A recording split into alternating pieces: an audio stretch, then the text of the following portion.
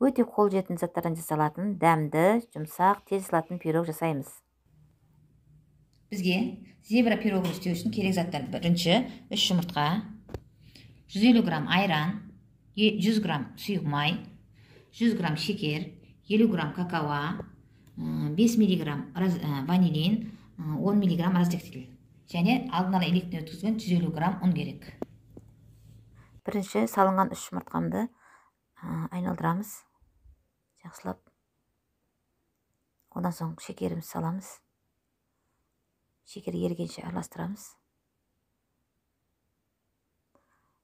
Миксердің жылдамдығын арттырып, жақсылап араластырамыз. Одан соң сұйық майымызды құямыз. Оны да араластырамыз жақсылап.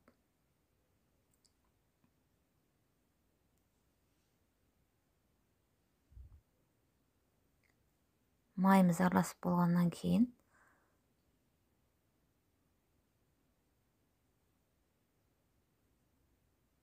айранымызды құямыз. Айран жылы болу керек.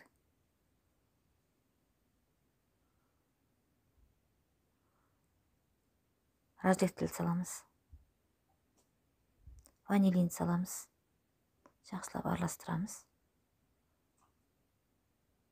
Қоспамыз көпіршіп көтеріле бастайды. Сол кезде ұнымызды жайлап сала бастаймыз.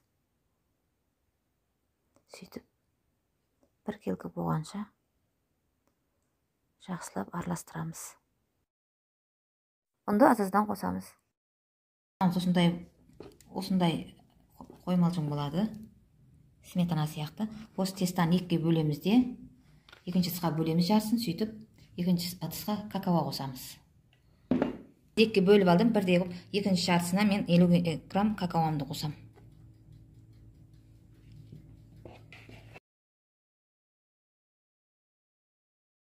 Екі ыдыстағы тестаны осылайша кезек-кезек құямыз. Бірінші ағын, екінші қоңырын.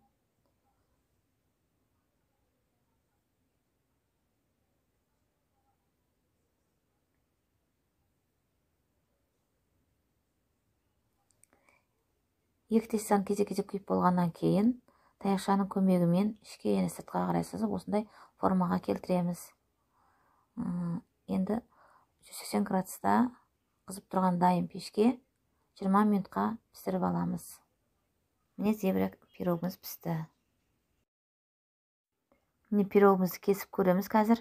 Иісі деген керемет, жақсы көтерілген. Арасы да өте жұмсақ кесілді. Егер де менің пирогым ұнаса, жасап көріңіздер.